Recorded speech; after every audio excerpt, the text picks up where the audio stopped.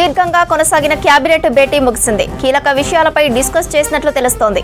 కాసేపట్లో కేబినెట్ వివరాలను మంత్రులు ప్రకటించనున్నారు. రాజీవ్ యువ వికాసం, వానాకాలం పంటలు, ఇందిరమ్మ ఇళ్లతో పాటు భూభారతిపై కేబినెట్లో ప్రధానంగా చర్చించినట్లు తెలుస్తోంది. అటు కాళేశ్వరంపై విజిలెన్స్ రిపోర్ట్, ఎన్డీఎస్ఏ నివేదికలపై చర్చించారు. ఉద్యోగుల సమస్యలపై కీలక నిర్ణయం తీసుకున్నట్లు తెలుస్తోంది.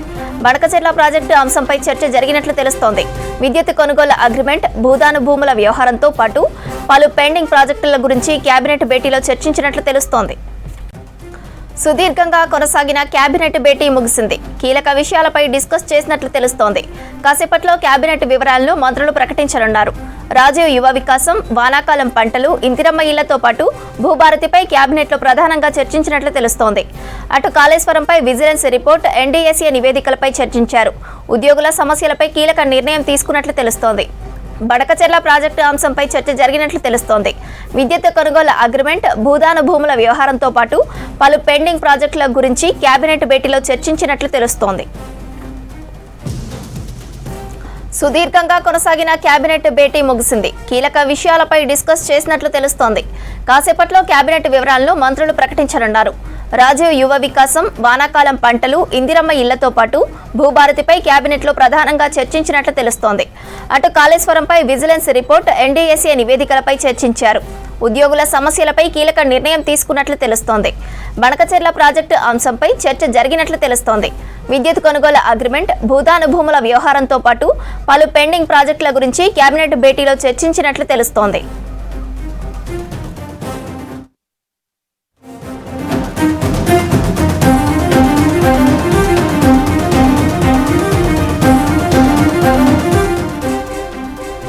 బెంగళూరు తొక్కిసలాట ఘటనపై కర్ణాటక ప్రభుత్వం సీరియస్ అయింది.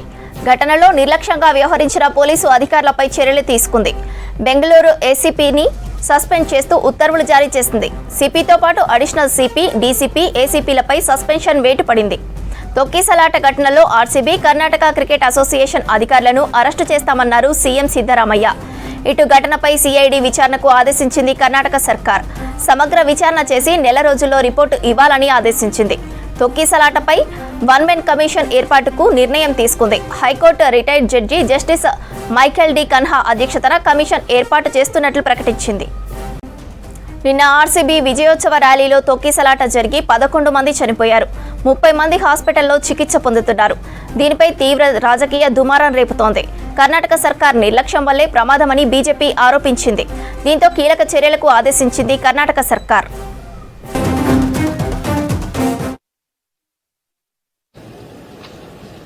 Today, the cabinet met and discussed the yesterday's tragedy in detail. The cabinet, in its wisdom, taken a decision to the one-man judicial commission headed by the retired High Court Judge of Karnataka, Justice Michael Kuna, and we were told the commission to give the report in 30 days. And I also instructed DGP of the state and DGP and IGP of the state to arrest immediately the RCB representative, the DNA event managers, and the person representing KSCA, Karnataka State Cricket Association. And the cabinet has taken a decision to suspend immediately the CPI of the Kabban Park police station and ACP of that particular area, DCP of Central Divisional, Deputy Commissioner of Police, Assistant Commissioner of Police and CPI, and Additional Commissioner of Police and Additional Commissioner of Police, and who is in charge of the stadium, and Commissioner of Police of Bangalore City. And I have entrusted the inquiry. The FIR is already filed yesterday the investigation to CID. These are the decisions today we have taken in the cabinet. బెంగళూరులోని Chinnaswamy stadium దగ్గర తొక్కిసలాట ఘటన అత్యంత దురదృష్టకరమన్నారు team India head coach Gautam Gambhir. దీనిపై ఏ ఒక్కరో కాకుండా అందరూ బాధ్యత తీసుకోవాలన్నారు. భవిష్యత్తులో ఇలాంటి ఘటనలు జరగకుండా చర్యలు తీసుకోవాలని చెప్పారు గంభీర్. ఓ ప్రాణం పోవడం అంటే కుటుంబమంతా రోడ్డున పడటమేనన్న ఆయన మృతుల కుటుంబాల గురించి ఆలోచన చేయాలన్నారు. All I can say that we need to be responsible. We need to be responsible citizens, and we need to be responsible in every aspect of whether being a franchise or everything, because every life matters. And if we were not ready to hold a road show, we shouldn't have done that. As simple as it can get. I know fans do get excited. Everyone gets excited. The fan bases get excited. But nothing compared to what has happened yesterday. You cannot, at any point of time, you can lose 11 people. So for me, I think we can be more responsible. मैं जब खेलता था तब भी मैं इन road shows में ज़्यादा believe करता नहीं था. मैं आज भी नहीं करता और मैं आगे भी नहीं करूँगा. जीतना इंपॉर्टेंट है, सेलिब्रेशंस इंपॉर्टेंट है, लेकिन उससे ज़्यादा इंपॉर्टेंट है किसी भी व्यक्ति की ज़िंदगी. तो अगर हम प्रिपेयर्ड नहीं हैं या अगर हम उस तरीके के क्राउड को हैंडल नहीं कर सकते तो माइट एज वेल ये रोड शोज़ नहीं होने चाहिए. Because we all are responsible citizens of this country, और वो हमारे को हर तरीके में और हर एक्शन में दिखना चाहिए और हमारे को अपना పర్యావరణాన్ని పరిరక్షించుకొని భవిష్యత్ ప్రపంచాన్ని కాపాడుకోవాల్సిన అవసరం అందరిపై ఉందన్నారు మంత్రి కొండా సురేఖ. ప్రపంచానికే సవాలుగా మారిన ప్లాస్టిక్ మహమ్మారి నిర్మూలనకు ప్రభుత్వం ప్రజల కృషి అవసరం ఉందన్నారు మంత్రి. అంతా కలిసి పర్యావరణాన్ని సంరక్షించుకోవాలనే బాధ్యతను వరల్డ్ ఎన్విరాన్మెంట్ డే సందర్భంగా గుర్తు చేసుకోవాలన్నారు సురేఖ. ఇదొక విప్లవాత్మకమైన చర్యగా భావిస్తున్నానన్నారు మంత్రి. పీసీబీ కార్యాలయంలో జరిగిన వరల్డ్ ఎన్విరాన్మెంట్ డే వేడుకల్లో పాల్గొన్నారు మంత్రి సురేఖ. ఈ కార్యక్రమంలో పీసీబీ ఉద్యోగులు, సిబ్బంది, విద్యార్థులు పెద్ద సంఖ్యలో పాల్గొన్నారు.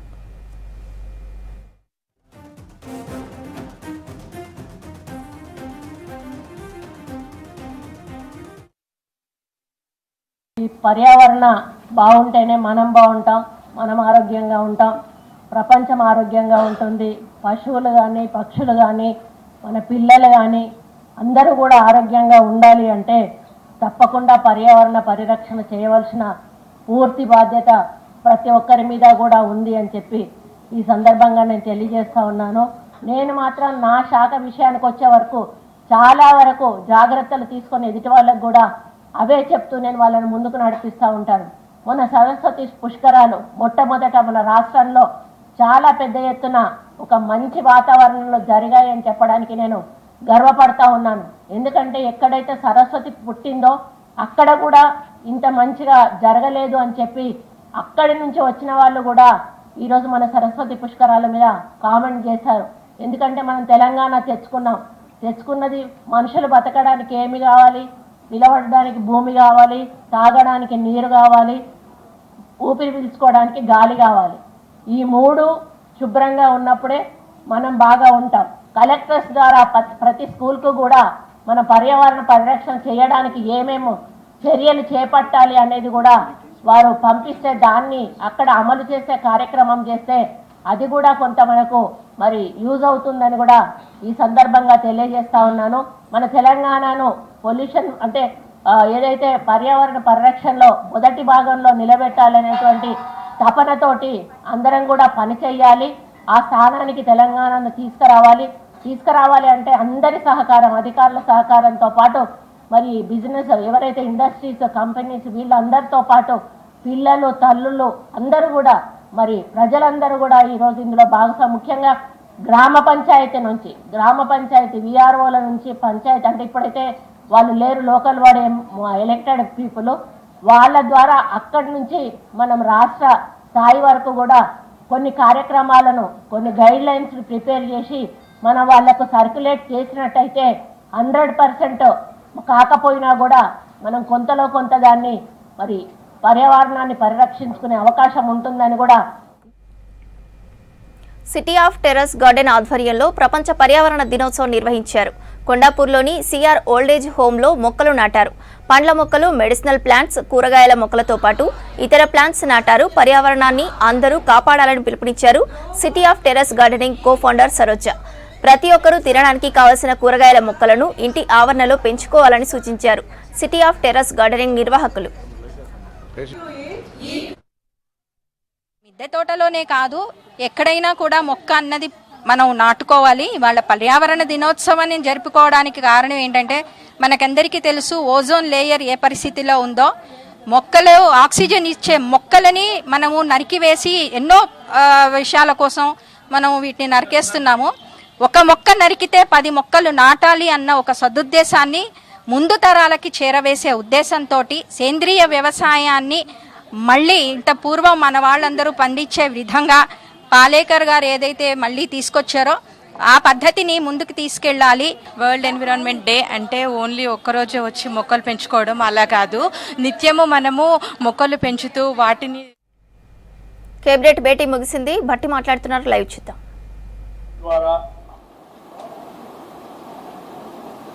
కొన్ని క్యాబినెట్లో తీసుకున్నటువంటి అత్యంత ముఖ్యమైనటువంటి అంశాలని రాష్ట్రంలో ఉన్నటువంటి ఉద్యోగ సంఘాలకి, ఉద్యోగస్తులకి, అట్లాగే రాష్ట్ర ప్రజలకు కూడా తెలియజెప్పాలనే ఆలోచనతోనే మీతో కూర్చున్నాం. ప్రధానంగా గత కొన్ని నెలలుగా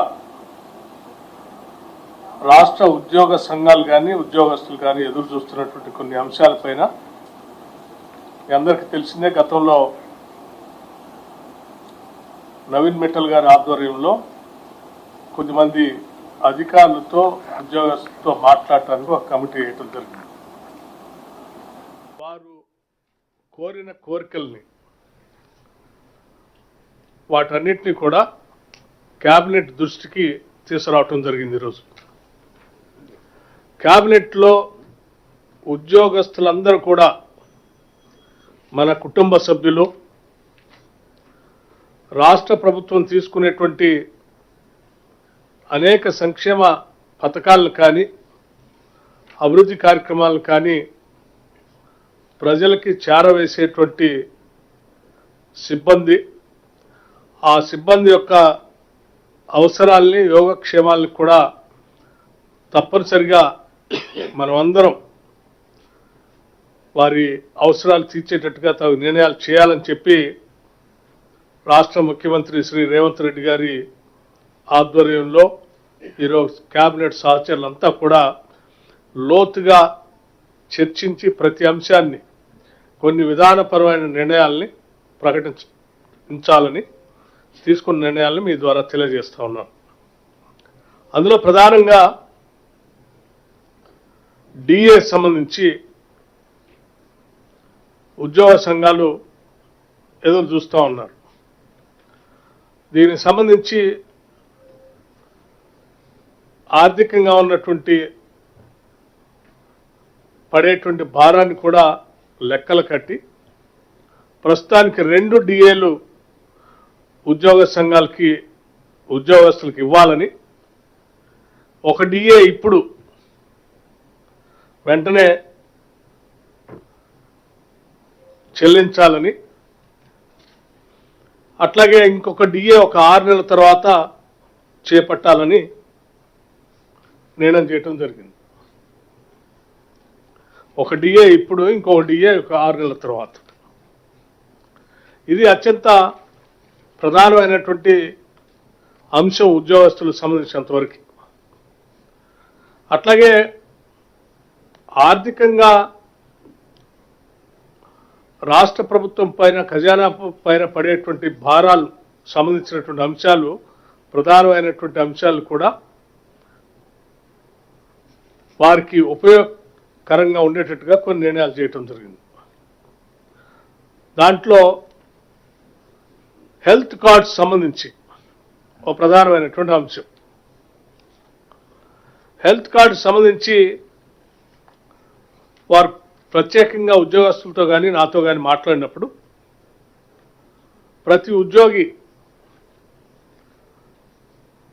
500 రూపాయల లెక్క కాంట్రిబ్యూట్ చేస్తూ సంవత్సరానికి వారు పోగేసినటువంటి అమౌంట్కి సమానంగా ఈక్వలెంట్ అమౌంట్ని రాష్ట్ర ప్రభుత్వం నుంచి కూడా కాంట్రిబ్యూట్ చేసి దాన్ని ఒక ట్రస్ట్ రూపేణా ఏర్పాటు చేసి ఆ ట్రస్ట్కి సంబంధించి రాష్ట్ర ప్రభుత్వ ప్రధాన కార్యదర్శి స్థాయితో ట్రస్ట్ చైర్మన్గా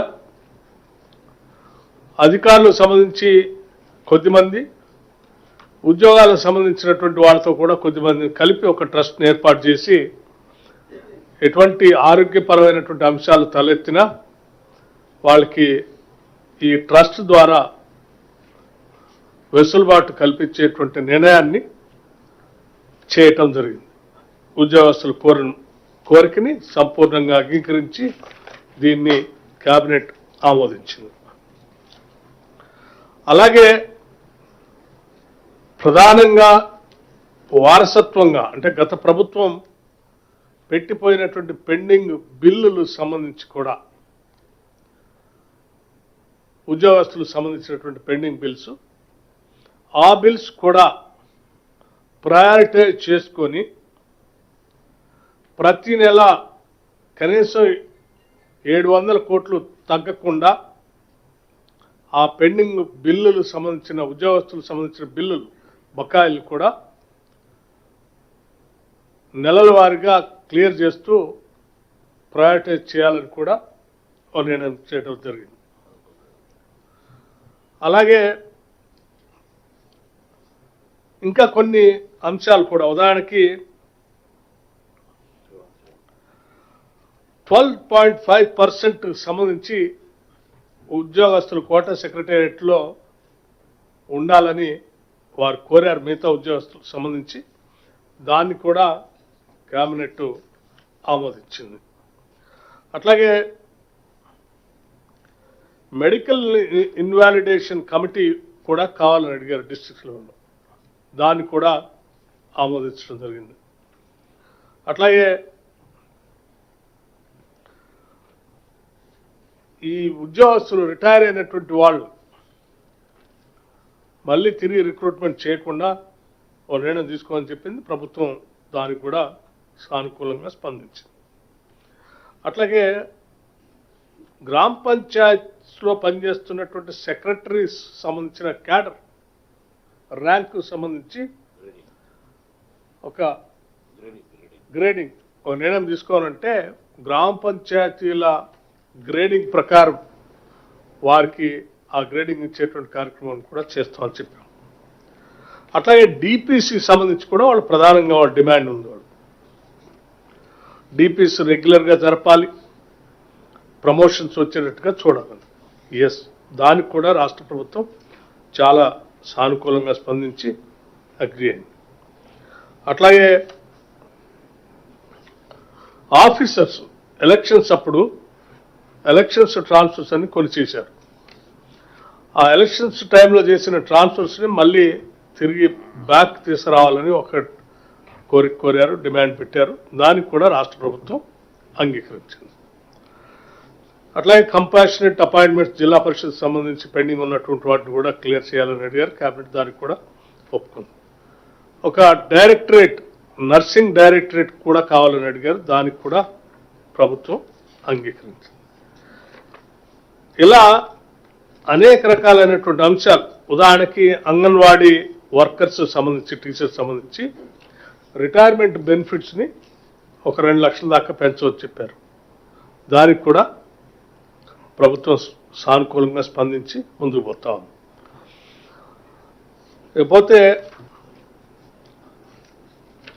రెంటల్స్, పెండింగ్ రెంటల్స్, హైర్డ్ వెహికల్స్కి ఉద్యోగస్తులు పనిచేసే క్రమంలో హైర్ చేసినటువంటి వెహికల్స్ సంబంధించిన బిల్స్ పెండింగ్ ఉన్నాయి. వాటిని వెంటనే క్లియర్ చేయమని అడిగారు. వాటిని కూడా క్లియర్ చేయడమే కాకుండా దాని రేట్ ఫిక్సేషన్ కూడా కొంత పెంచమని అడిగారు.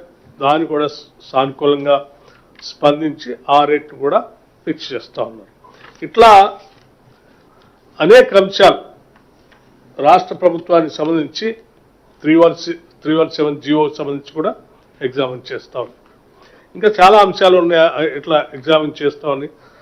కొన్ని అనుకూలంగా ఆల్రెడీ నిర్ణయం తీసుకున్నాయి, నేను కొన్ని ప్రకటించాను మీకు. ప్రధానమైనటువంటి అంశాలు డిఏకి సంబంధించి, హెల్త్ కార్డ్ సంబంధించి, పెండింగ్ బిల్స్ గురించి, అట్లాగే డిపిసి ప్రమోషన్స్ గురించి, ఇవన్నీ వాటన్నిటిని కూడా సానుకూలంగా ఉద్యోగస్తులకి అనుకూలంగా ఈరోజు కేబినెట్ సుదీర్ఘంగా చర్చించి నిర్ణయం చేయడం జరిగింది. నేను ముఖ్యమంత్రి రేవంత్ రెడ్డి గారికి, అట్లాగే కేబినెట్ సహచర మంత్రులందరికీ కూడా ఉద్యోగస్తుల సమస్యలపైన నియమించినటువంటి కేబినెట్ సబ్ కమిటీ చైర్మన్గా వీరి సమస్యలు విన్నాను. ఈ సమస్యలన్నీ కేబినెట్ దృష్టికి తీసుకొచ్చాను. వారందరూ కూడా చాలా మంచి మనసుతో, పెద్ద మనసుతో వాటన్నిటిని అర్థం చేసుకొని ఈ సమస్యలన్నింటినీ కూడా కేబినెట్ ఈరోజు సంపూర్ణంగా ఆమోదించేందుకు ఉద్యోగస్తుల తరఫున కూడా నేను కేబినెట్ కూడా ధన్యవాదాలు తెలియజేస్తా ఉన్నాను. Thank you. నేను చెప్పినటువంటి అంశాలు తీసుకుని నిర్ణయాలు.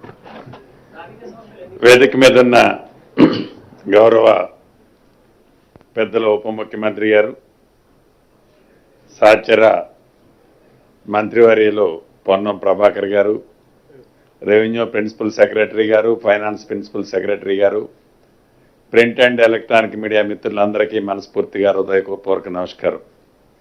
ఈరోజు గౌరవ ముఖ్యమంత్రి గారి అధ్యక్షతన కేబినెట్ సుదీర్ఘంగా అనేక అంశాల మీద చర్చించిన సంగతి ఇంతకుముందే ఉప ముఖ్యమంత్రి గారు చెప్పారు. అందుట్లో ప్రధానమైంది ఉద్యోగస్తులకు సంబంధించిన సమస్య. వారు మా కుటుంబ సభ్యుల్లాగానే ఈ ప్రభుత్వం ట్రీట్ చేస్తూ గౌరవ ఉప ముఖ్యమంత్రి గారు దానికి చైర్మన్గా ఉండి సహచర కేబినెట్ మంత్రులతో పాటు గౌరవ ముఖ్యమంత్రి గారిని కూడా ఒప్పించి మెప్పించి ఆల్మోస్ట్ వారు కోరిన అన్ని సమస్యలని పాజిటివ్గా ఈ ప్రభుత్వం స్పందించే విధంగా ఇంతకుముందు వారు ఐటమ్ వేజ్గా చెప్పినట్లు ప్రభుత్వం నిర్ణయం తీసుకోవటం జరిగింది. మనస్ఫూర్తిగా వారికి, గౌరవ ఉప ముఖ్యమంత్రి గారికి, గౌరవ ముఖ్యమంత్రి గారికి, కేబినెట్ సహచర మంత్రులకి మరొక్కసారి నా పక్షాన్ని కూడా అభినందనలు, కృతజ్ఞతలు ఉద్యోగ కుటుంబ సభ్యుల పక్షాన నా పక్షాన తెలియజేస్తున్నాను. ఇక ప్రధానంగా ఇవి ఉద్యోగస్తుల విషయాలు కాకుండా మరికొన్ని అంశాల మీద కూడా కేబినెట్లో చర్చించడం జరిగింది. అందుట్లో ప్రధానమైంది భద్రాద్రి కొత్తగూడెం, అంటే కొత్తగూడెంలో ఉన్న ఏదైతే ఎర్త్ సైన్స్ యూనివర్సిటీ ఏర్పాటు చేసిందో ఈ ఇందిరమ్మ ప్రభుత్వం వచ్చిన తర్వాత ఆ యూనివర్సిటీ ఎవరైతే తెలంగాణ రాష్ట్రాన్ని ఇవ్వటానికి సహకరించి ఈనాడు మన మధ్య నుంచి దూరంగా వెళ్ళిన మాజీ ప్రధానమంత్రి గారు స్వర్గీయ మన్మోహన్ సింగ్ గారి పేరుతో ఆ యూనివర్సిటీ నామకరణం చేసిందని చెప్పటానికి మనస్ఫూర్తిగా కృతజ్ఞతలు ప్రభుత్వానికి తెలియజేస్తున్నాను. అదే రకంగా ఏవైతే ఈ స్వయం సహాయక సంఘాలు ఉన్నాయో, ప్రమాదవశాత్తు ఎవరైనా చనిపోతే గతంలో ఇన్సూరెన్స్ పాలసీ ఉండేది కాదు.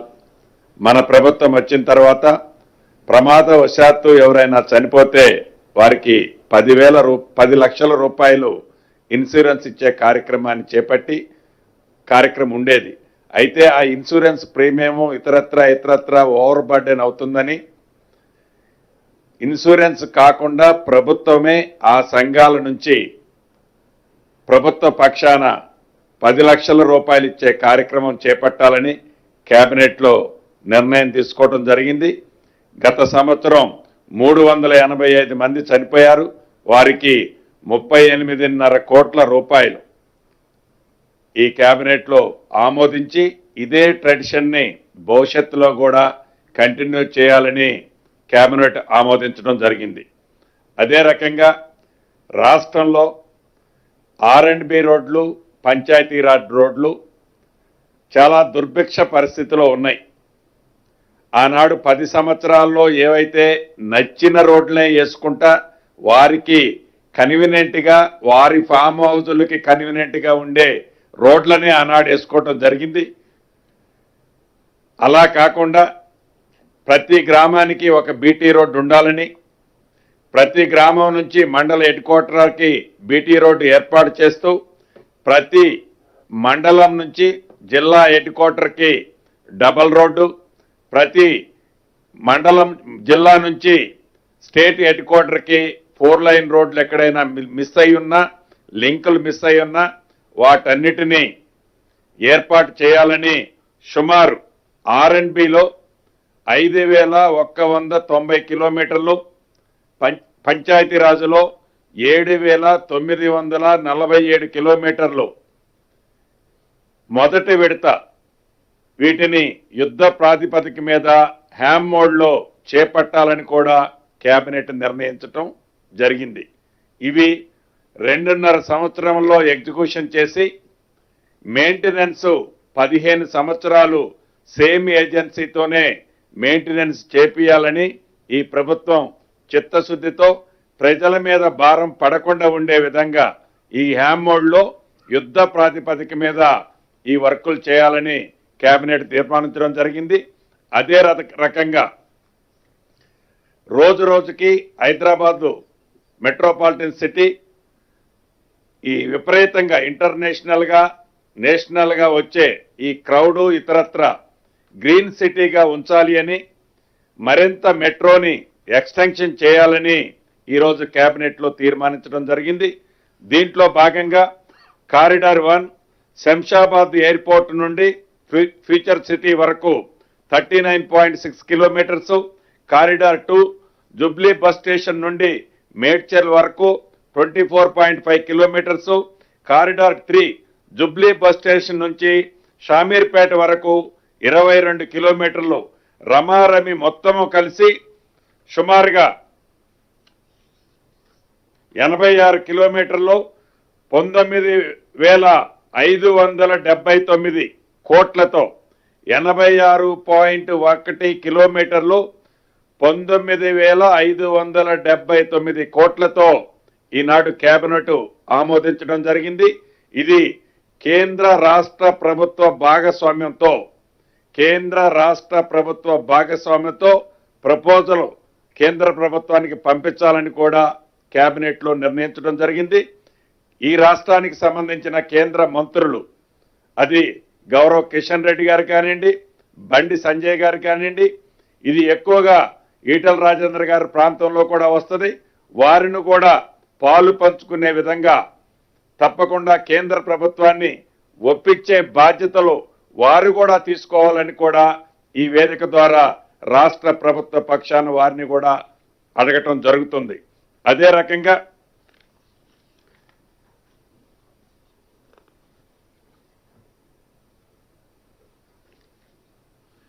ఇంకా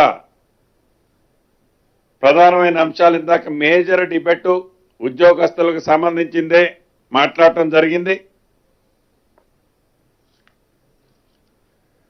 సో చివరిగా చెప్పదలుచుకున్నది ఒకటే, ఇందాక ఉప ముఖ్యమంత్రి వర్యులు చెప్పినట్లు ఈ రాష్ట్ర ప్రభుత్వం గౌరవ ముఖ్యమంత్రి రేవంత్ రెడ్డి గారి నాయకత్వంలో ప్రజా ప్రభుత్వం ప్రజలకి సౌకర్యార్థం ప్రజలకి మంచి చేసే కార్యక్రమాలు, అవి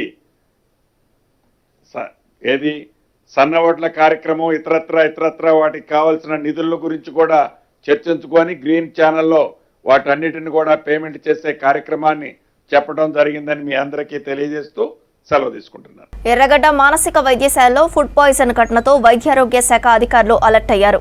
అన్ని హాస్పిటల్లో ఫుడ్ క్వాలిటీని పర్యవేక్షిస్తున్నారు. ఇదివరకే నీలోఫర్ హాస్పిటల్లో ఫుడ్ కమిటీని ఏర్పాటు చేశారు. నాణ్యతపై రాజీ లేకుండా ఆహారాన్ని సరఫరా చేస్తున్నామని తెలిపారు నీలోఫర్ సూపరింటెండెంట్ విజయ్ కుమార్. మీ గారి నుంచి మాకు చాలా క్లియర్ కట్గా ఇన్స్ట్రక్షన్స్ వచ్చినాయి. మొత్తం స్టేట్లో ఉన్న హాస్పిటల్స్ అన్నింటిలో కూడా ఈ డైట్ గురించి. దీని ప్రకారం మేము ఒక డైట్ కమిటీ ఒకటి కొత్తగా మళ్ళీ కమిటీ ఫామ్ చేసినాము. దాంట్లో డిస్ట్రిక్ట్ కలెక్టర్ గారిని ఈ విషయంలో 2 సార్లు కలిసినాము. మా ఆర్ఎంఓలు టోటల్లీ ఒక 2 ఆర్ఎంఓలు టోటల్లీ ఈ పని మీదనే ఉంటారు. వాళ్ళు ఇన్స్పెక్ట్ చేస్తూ ఉంటారు. డైట్ కాంట్రాక్టర్తోని వాళ్ళ దగ్గర క్యాంటీన్ వాళ్ళందరూ కూడా మాట్లాడడం జరిగింది. ఈ గత 10 రోజుల్లో ఇవన్నీ చేసినాము. ఇంకా ఫర్దర్ ఇన్స్ట్రక్షన్స్ పెద్దవాళ్ళ దగ్గర తీసుకొని ఇంకా ఇంప్రూవ్ చేసే ప్రయత్నం చేస్తాము. యాజ్ ఆన్ టుడే ఇంకా ఇంప్రూవ్ చేసే. కేంద్ర ప్రభుత్వం బీసీ కులగణనపై షెడ్యూల్ విడుదల చేయడాన్ని తీవ్రంగా ఖండిస్తున్నామన్నారు బీసీ సంక్షేమ సంఘం జాతీయ అధ్యక్షుడు జాజుల శ్రీనివాస్ గౌడ్. కేంద్రం 2027 సంవత్సరంలో బీసీ కులగణన మొదలు పెడతామని చెప్పడం సమంజసం కాదన్నారు. ఈ ఏడాదిలోనే దేశవ్యాప్తంగా కులగణనను పూర్తి చేయాలని డిమాండ్ చేశారు. కేంద్రానికి బీసీల పట్ల ప్రేమ కంటే రాజకీయ స్వలాభమే ఎక్కువగా ఉందని ఆరోపించారు. జూలై మొదటి వారంలో కులగణనపై ఢిల్లీలో అఖిలపక్ష పార్టీలు, ఓబీసీ సంఘాలతో నిరసన చేస్తామన్నారు జాజ్ల.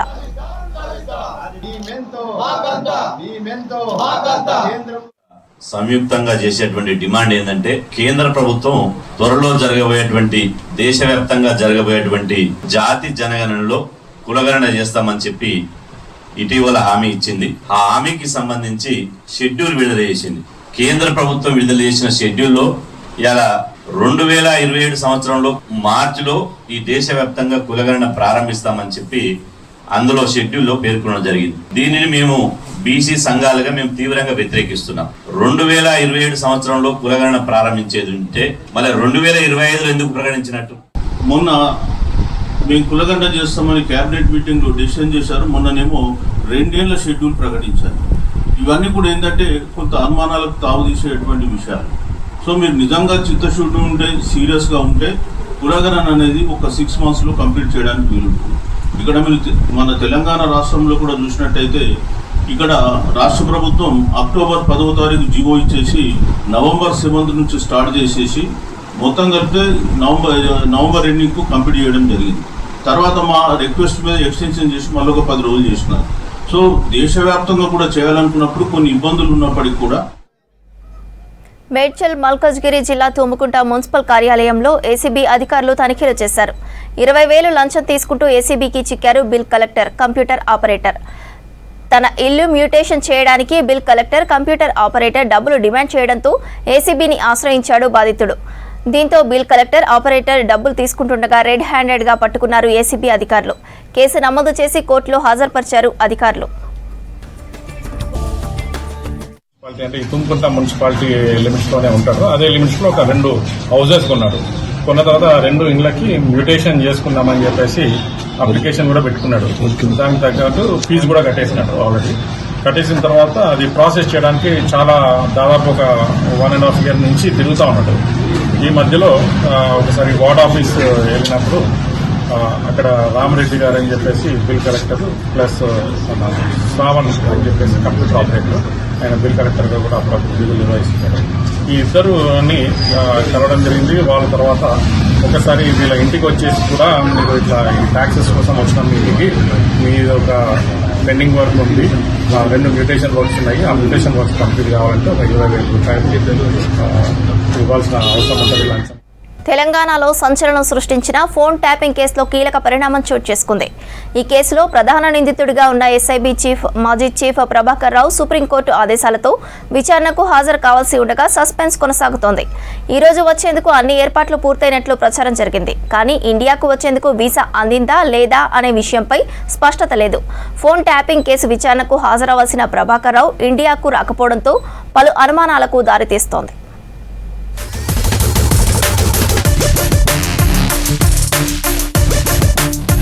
ఫోన్ ట్యాపింగ్ కేసు నమోదై 14 నెలలు కావస్తున్నా ప్రధాన నిందితుడు ప్రభాకర్ రావు విచారణకు హాజరు కాకుండా అమెరికాలో ఉంటున్నాడు. ఆరోగ్య సమస్యలు ఉన్నాయని సిట్ బృందానికి తెలిపి కాలయాపన చేస్తూ వచ్చాడు. దీంతో హైదరాబాద్ పోలీసులు పాస్పోర్ట్ అథారిటీ ఆఫ్ ఇండియాకు సమాచారం అందించడంతో ప్రభాకర్ రావుపై రెడ్ కార్నర్ నోటీస్ జారీ చేసింది. దీంతో పాస్పోర్టు జప్తు చేస్తున్నట్లు ప్రకటించడంతో ప్రభాకర్ రావు ఇండియా రాకుండా బ్రేకులు పడ్డాయి. మరోవైపు అమెరికా కాన్సులేట్, కేంద్రం సహకారంతో ఇండియాకు రప్పించేందుకు తెలంగాణ పోలీసులు ప్రయత్నాలు చేస్తున్నారు.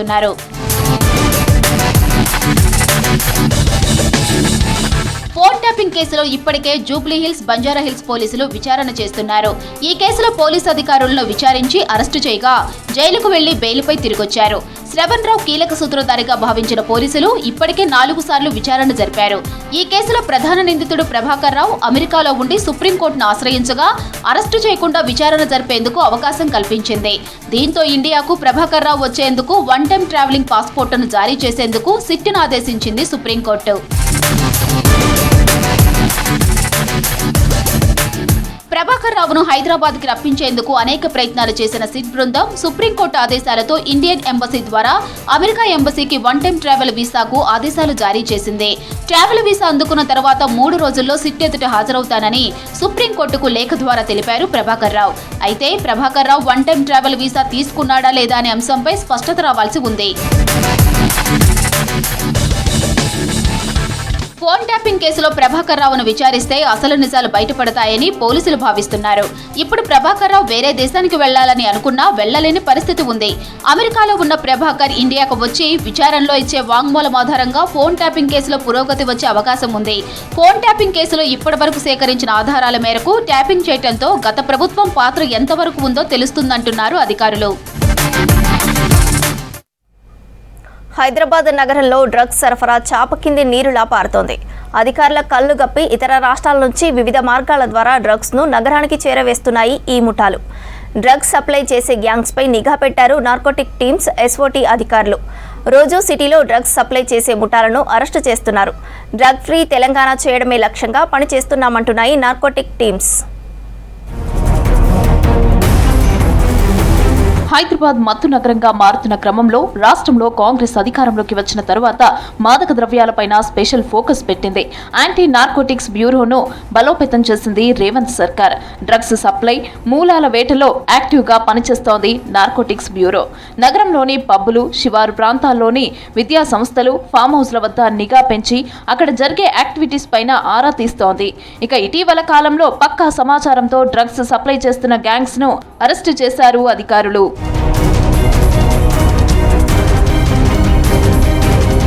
కుకట్పల్లిలో డ్రగ్స్ సప్లై జరుగుతుందనే పక్కా సమాచారంతో దాడులు నిర్వహించారు సైబరాబాద్ ఎస్ఓటీ పోలీసులు.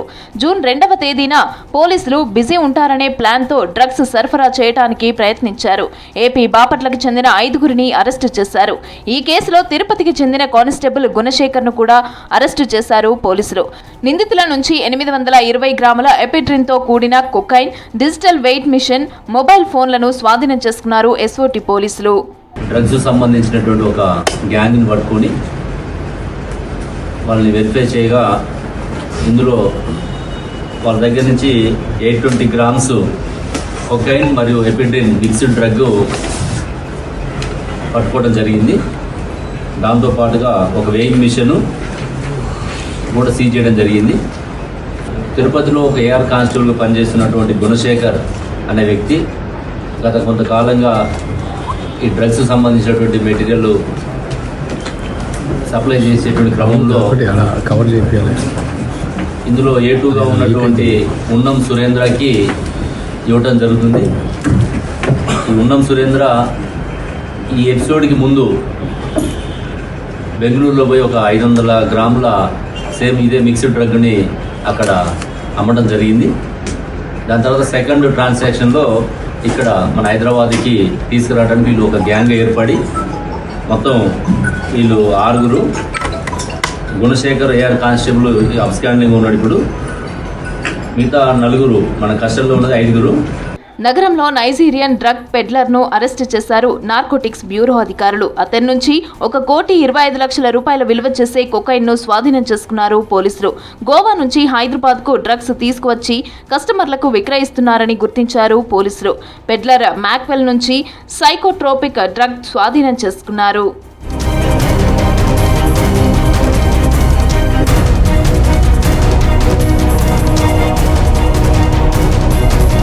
సైబరాబాద్ పరిధిలోని రాయ్కల్ టోల్ ప్లాజా వద్ద ఉన్న ఓ దాబాలో డ్రగ్స్ అమ్ముతున్నట్లు పక్కా సమాచారంతో దాడులు నిర్వహించారు ఎస్ఓటీ పోలీసులు. 632 ఓపీఎం, 1 కేజీ గంజాయి, కేజీన్నర హెరాయిన్, 2.8 కేజీల పప్పిస్ట్రాను సీజ్ చేశారు పోలీసులు. దాబాలో పనిచేసే వికాస్ సాహు అనే వ్యక్తి రాజస్థాన్ నుంచి డ్రగ్స్ తీసుకువచ్చి విక్రయిస్తున్నట్లు గుర్తించారు. పట్టుబడిన మొత్తం డ్రగ్స్ 3.5 కోట్ల రూపాయల విలువ ఉంటుందని తెలిపారు పోలీసులు. మన రాయ్కల్ టోల్ ప్లాజా దాటి కొంచెం ముందు ఒక దాబా ఉంది. ఆ దాబాలో మంచి ఇన్ఫర్మేషన్ కొన్ని రోజుల నుంచి దాని మీద వాచ్ చేస్తూ ఒక మంచి సీజర్ ఆఫ్ నార్కోటిక్స్ చేశారు. 632 గ్రామ్స్ ఓపియం ఉంది, ఒక 1.5 కేజీస్ హెరోయిన్ మిక్స్ అయి ఉంది. అంటే ఈ పాపీ స్ట్రా పౌడర్తో మిక్స్ అయి ఉంది heroine. And 2.8 KG poppy straw దొరికింది. ఇంకా క్యాష్, వేయింగ్ మెషిన్, ఫోన్స్ అవన్నీ సీజ్ చేశారు. బేసికలీ అక్కడ ఒక కుక్గా పనిచేసే మనిషి రాజస్థాన్ నుంచి ఇవి తెచ్చి వాళ్ళకి తెలిసిన కస్టమర్స్కే అమ్ముతున్నాడు. కొందరు అసోసియేట్స్ ఉన్నారు who are helping him bring it from Rajasthan and all. So వాళ్ళకి కూడా we will trace out and దాని మీద కూడా వర్క్ నడుస్తుంది. రఫ్లీ ఇది ఒక 3.05 crores 3 crores 5 lakhs వరకు సీజ్ అయిన నార్కోటిక్స్. సో ఫర్దర్ దీని మీద వర్క్ చేస్తున్నారు. ఇంకా ఏం లింకేజెస్ ఉంటే దాని మీద both SOT and Shadnagar are further investigate. Greater Hyderabad లో డ్రగ్స్ గంజాయి సరఫరాపై నిఘా పెంచారు పోలీసులు. ఎస్ఓటి, నార్కోటిక్స్ బ్యూరో, ఎక్సైజ్ అధికారులు, లోకల్ పోలీసులు కలిసికట్టుగా దాడులు చేసి మత్తు పదార్థాల సరఫరాకు అడ్డుకట్ట వేస్తున్నారు. మరో బిగ్గెస్ట్ ఎగ్జిబిషన్కు హైదరాబాద్ వేదిక అవబోతోంది. ఈ నెల 19వ తేదీ నుంచి 3 రోజులు ఎక్స్పో నిర్వహిస్తామన్నారు ఆర్గనైజర్స్. ఈ కార్యక్రమానికి సంబంధించిన పోస్టర్ను బంజారా హిల్స్లో లాంచ్ చేశారు. ఈ ఎగ్జిబిషన్లో వివిధ రాష్ట్రాలకు చెందిన 350 మంది డిజైనర్లు స్టాల్స్ ఏర్పాటు చేస్తారని తెలిపారు. పోస్టర్ లాంచింగ్ సెరమనీలో యాక్టర్ దివి, ఫెమినా మిస్ ఇండియా రన్నరప్ ఉర్వశీ చౌహాన్లు సందడి చేశారు.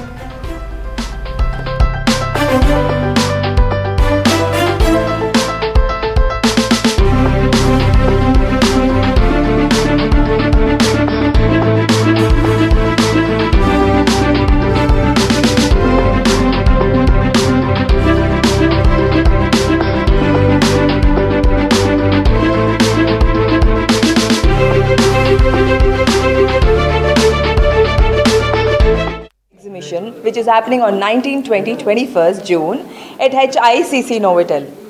There are going to be 350 plus designs including accessories, clothes and what not. A lot of jewelry is going to be there. I'll be there.